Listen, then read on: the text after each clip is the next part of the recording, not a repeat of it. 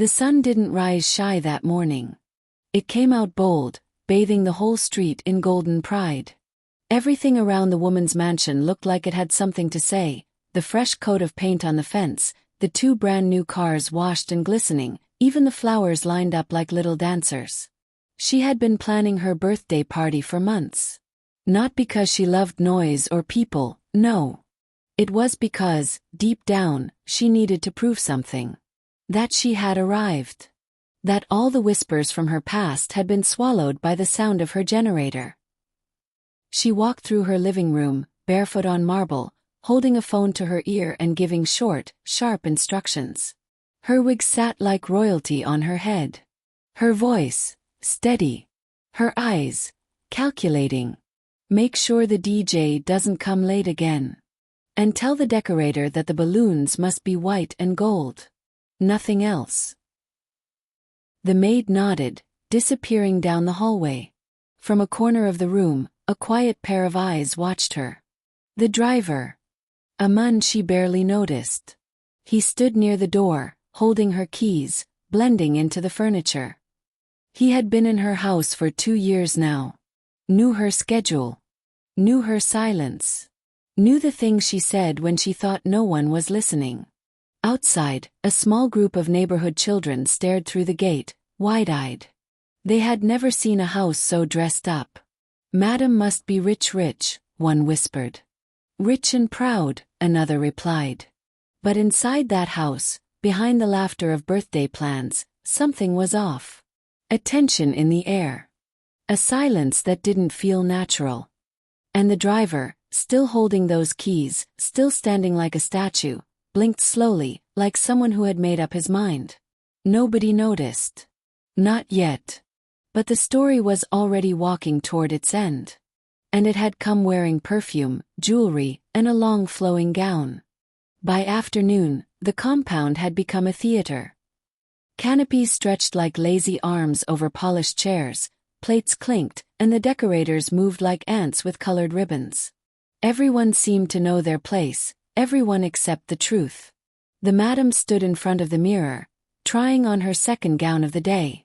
The green one shimmered, but she frowned. Too loud. She changed into the blue, then smiled. Let them say whatever they like. Her house help, F, stood behind her, zipping the dress. "Madam, this one fine dye." She nodded, not really hearing. Her mind was on the speech she had written, a long one, full of quotes and quiet jabs.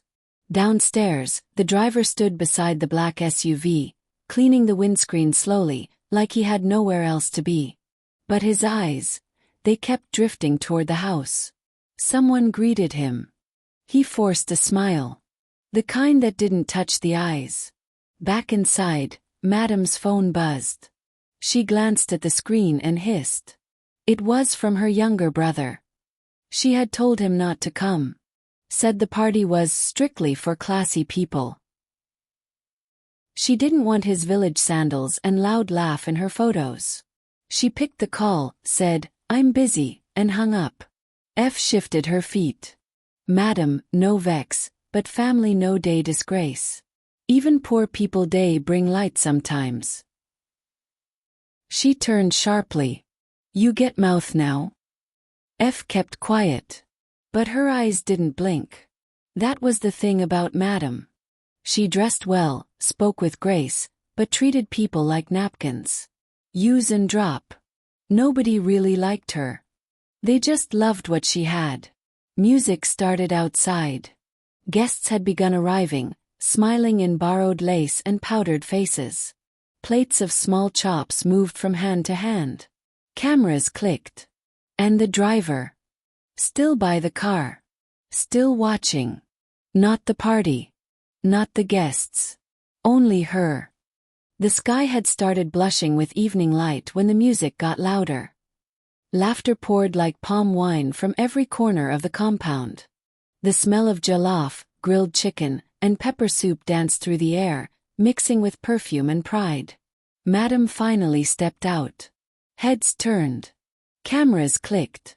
She wore a gown that didn't beg for attention, it commanded it. Blue silk, hugging her shape like it was sewn by the wind itself. Her jewelry sparkled as if they knew tonight would be their last performance. "Happy birthday, madam. See as you fine. God don bless you well." She smiled like she was born smiling. But behind those teeth was a woman watching who came and who didn't. She searched for faces, not greetings. She noticed her childhood friend wasn't there. The one who knew her when she was selling plantain by the roadside. She hadn't invited her. "I've moved past that life," she once said to the mirror. The driver stood behind the parked car, arms folded. His white shirt neatly ironed, his shoes dusty. He hadn't been allowed into the main party. Not that he wanted to. He didn't care about music or meat. He was listening for something else. Time. His eyes stayed on her. Like a clock refusing to blink. In the kitchen, F and the cook argued over missing meat. In the corner, a drunk guest whispered to another about how Madam treated her staff. One man laughed too loud, spilling beer on the tiled floor. Nobody noticed the small things. But small things were breathing. Watching. The generator hummed steadily. The lights never flickered. Everything went perfectly. That was the strange part. Madam raised her glass for a toast. Her voice danced across the crowd like a well-rehearsed poem. She talked about growth, about grace, about climbing without looking back. But the driver, he heard something else. He heard her say, "I owe no one. Everything I have, I gave myself." He didn't smile.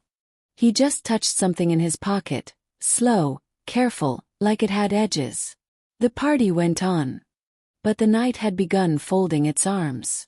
The DJ raised the volume just as Madam finished her speech. People clapped like it was their job. Some didn't even hear what she said, they just followed the rhythm of celebration. She walked down from the stage slowly, soaking in the admiration. A guest handed her a gift bag. Another gave her a side hug and whispered something that made her laugh like she wasn't planning to cry later. F came close, holding a tray of drinks. "Madam, you go rest small?" She waved her off. "Today is not for rest. It's for enjoyment." Outside the gate, a few uninvited neighbors watched through cracks.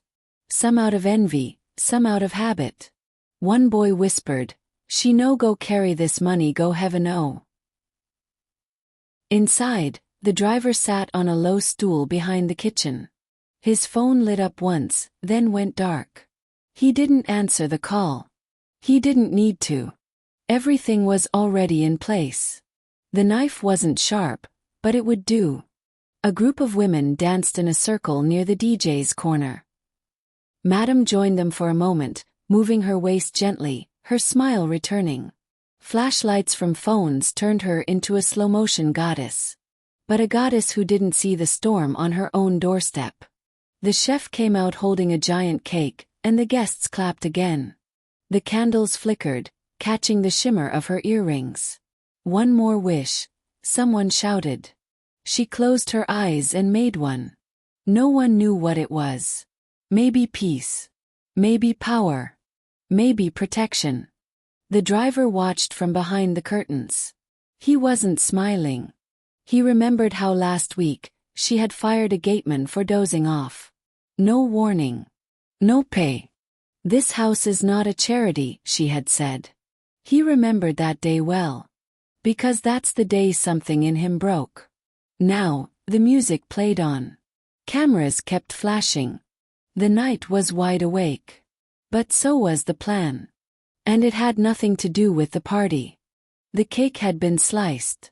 The top layer went to Madam, the second to the pastor she invited last minute, more for image than prayers.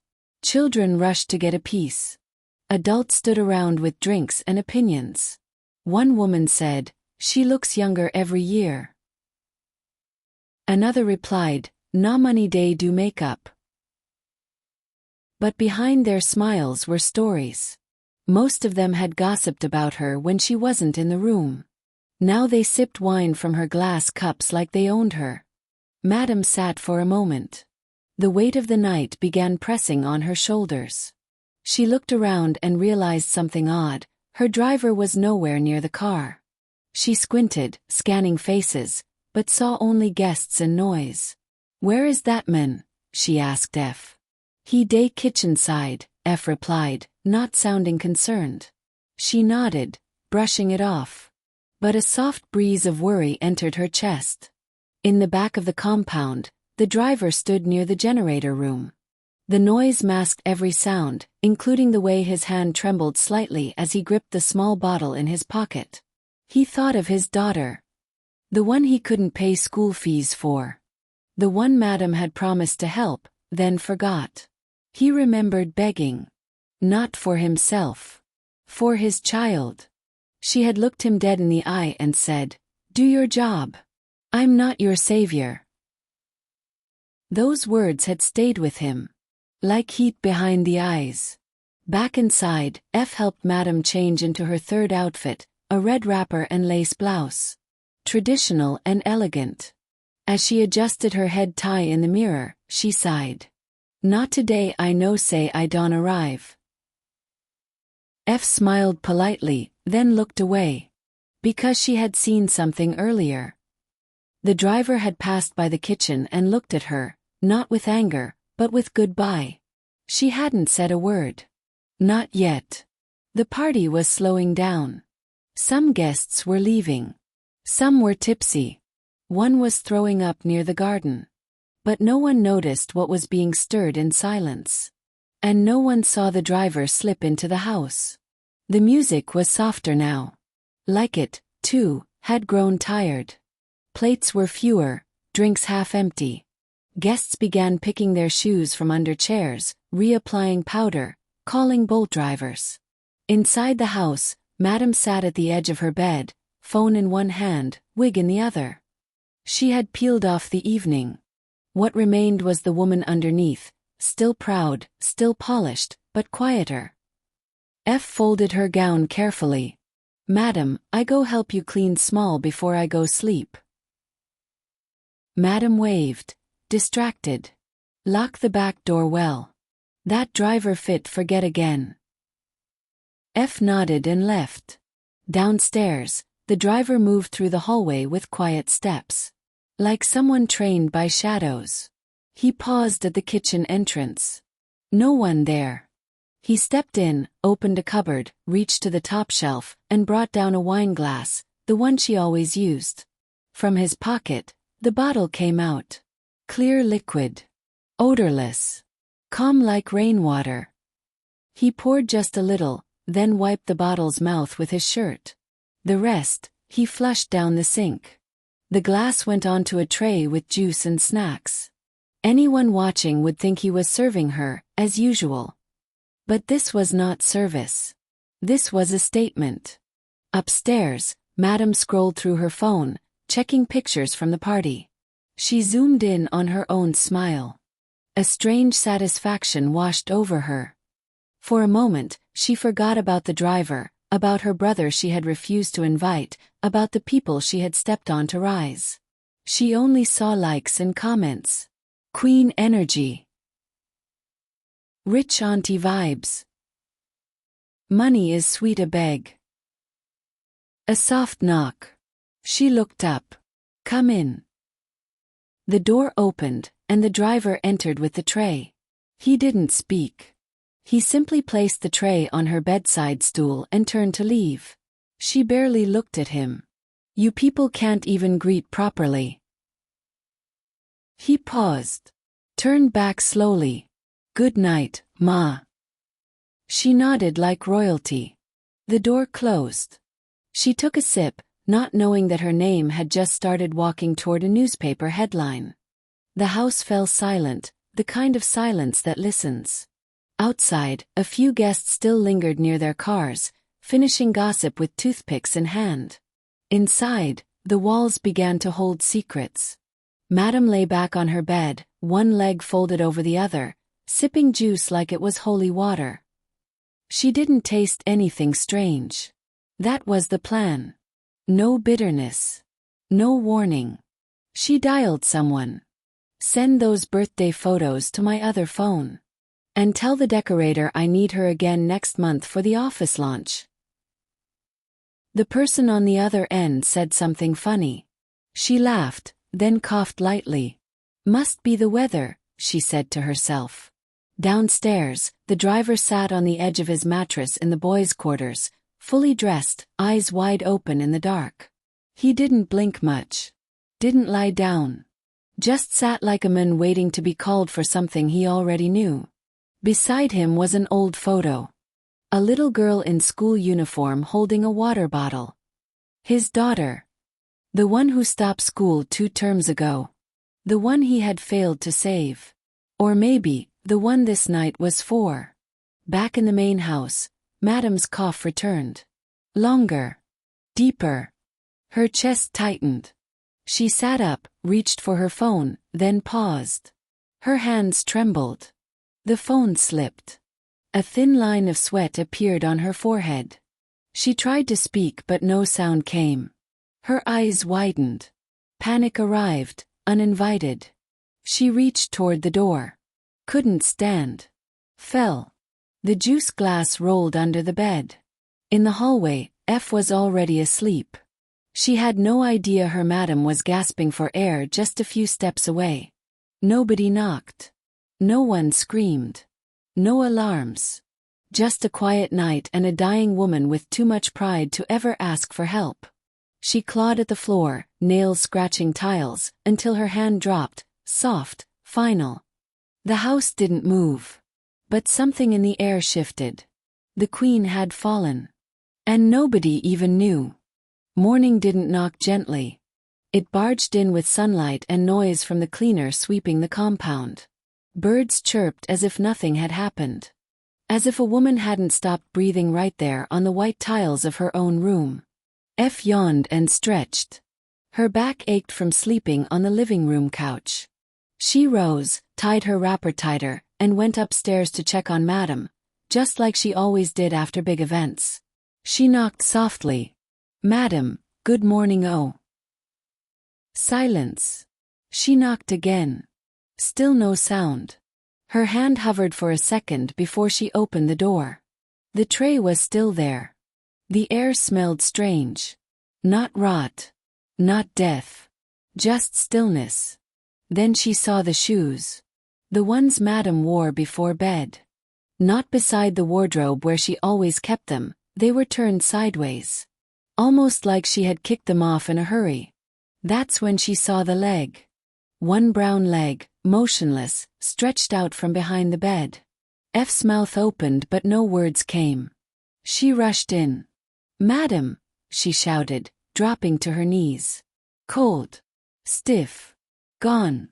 The scream that left F's mouth scattered the compound like broken glass. Neighbors looked up. The security man dropped his newspaper. Someone ran to the gate. In the boys' quarters, the driver stood up slowly.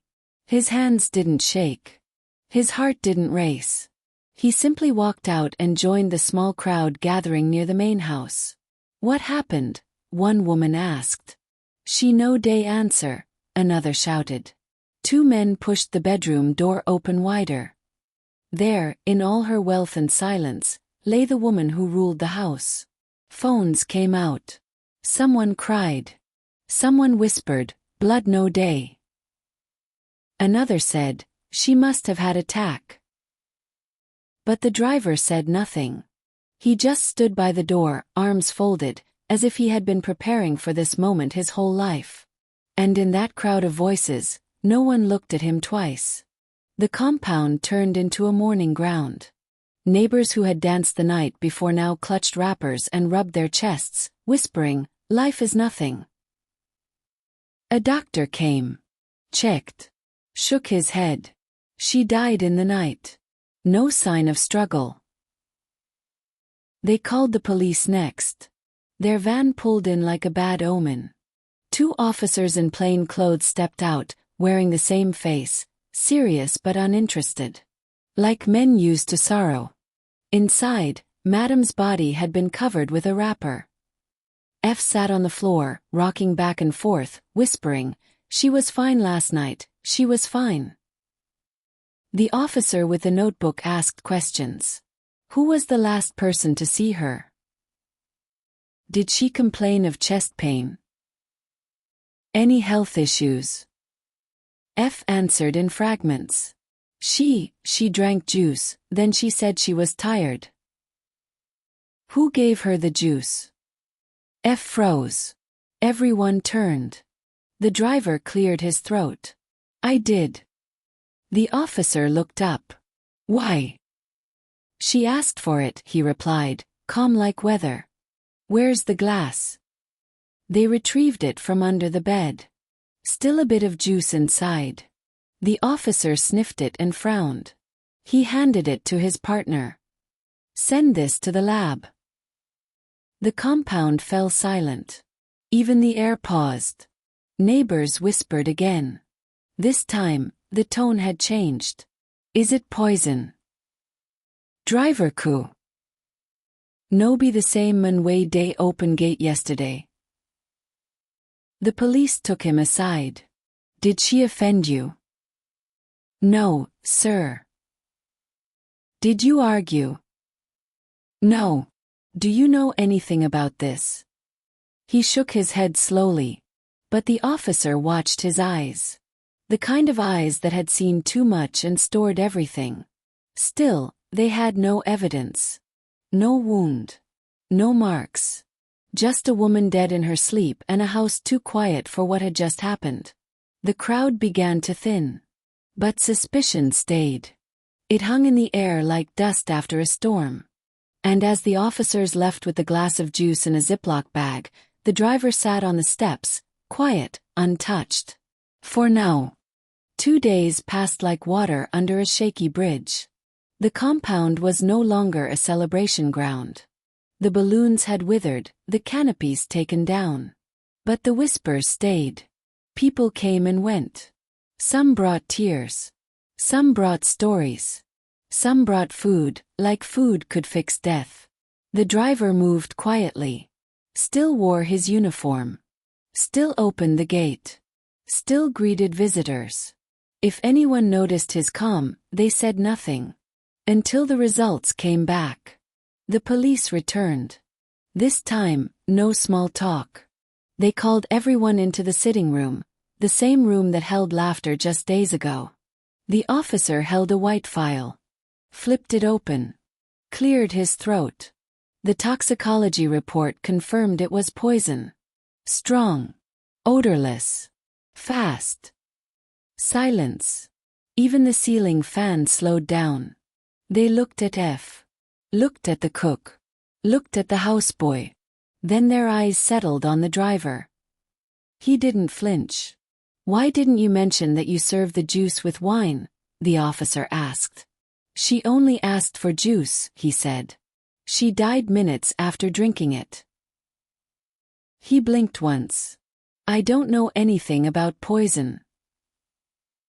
The officer stood, circled him slowly, like someone listening to the silence between words. We know about your daughter, he said. And how Madam refused to help. Still, the driver said nothing. The cook stepped forward suddenly. Wait. I saw him near the wine cabinet that night. I thought he was cleaning. The officer raised a brow. F looked away. Her hands began shaking. He passed by the kitchen. And he looked at me strange. Like goodbye. The room folded in on him. Take him, the officer said. Handcuffs clicked. Not loud. Not dramatic. Just final. As they let him out, he turned once, not to beg, not to cry. Just a small glance at the house. Then he said, she killed many people in small ways. I only answered last. No one spoke. Because somehow, they understood. The compound grew quieter after the arrest. Like it was holding its breath, waiting to see what would happen next. The neighbors, once full of opinions, now only watched through curtains. Madam's body had been taken. Her photos removed from the walls. The perfume she always sprayed in the hallway still lingered, refusing to leave like her ghost had unfinished business. F went about her duties like a shadow. She couldn't shake the image of the driver's calm face as they led him away. That sentence he dropped, "She killed many people in small ways," kept echoing in her head. She had seen things. Heard things. Times when Madame embarrassed people in front of strangers. Times she withheld pay over small mistakes. Times she turned kindness into currency. But nobody expected death. Not like this. In the police station, the driver sat in a cell. Small. Hot. Quiet. He had no visitors, no lawyer. Yet, he looked at peace. A man who had done something terrible and wasn't surprised by the silence that followed. The officer came back. "You're not saying much." "There's nothing left to say." "You know this could be life in prison." "I already served it," he said. "I just changed address." The officer didn't respond. Some things didn't need answers. Meanwhile, Madame's younger brother arrived from the village. Tears in his eyes, dust on his shoes, rage in his voice. "She was my only sister. She helped everybody. Why would anyone do this to her?" Nobody answered. Because truth, sometimes, doesn't come dressed in sorrow. The man demanded justice. He swore to make sure the driver never saw sunlight again. But one old neighbor shook his head and muttered, "Sometimes it's not the snake that bites, it's the silence we ignore." F overheard. She sat on the kitchen stool that night, staring at her feet, wondering if she had done enough. If speaking earlier would have changed anything. Or if this ending had been stitched long ago, thread by thread. One life gone. Another locked away. And a house now too big for peace. The days rolled by like tired feet on hot sand. Madame's burial was quiet, expensive, but not warm. No children. No husband. Just a few relatives, old friends with fresh guilt, and neighbors who came more out of curiosity than grief. She was buried in the village she had refused to visit in years. The same village she once called backward. Now, her body rested there, silent in the same earth she looked down on. Her younger brother stood by the grave, face hard. She suffered to rise. And see how jealousy ended her. But even as he spoke, a few people exchanged glances. F didn't attend. She stayed in the mansion, packing her things. The house was going up for sale.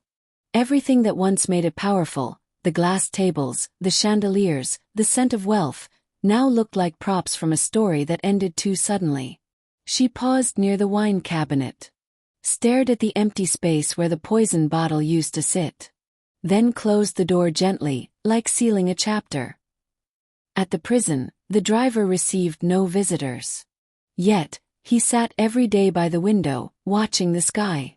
The guards noticed he never cried. Never complained. Just whispered things under his breath. One guard leaned close once and heard. Even stones remember footsteps. He wasn't trying to defend himself anymore. He was remembering. Carrying the weight of choices, both hers and his. Weeks later, news reached the prison. The case was making headlines. Activists were debating. Some called it murder. Others called it a message. A poor man can break too. F read the article online. Her hands trembled. She had kept her silence for too long. She thought of the girl in the photo. The driver's daughter. A child who disappeared from school because the world didn't notice. That night, she whispered a quiet prayer. Not for Madame. Not for the driver. For herself. That she'd speak sooner next time. And maybe that the next story wouldn't end with silence wrapped in gold.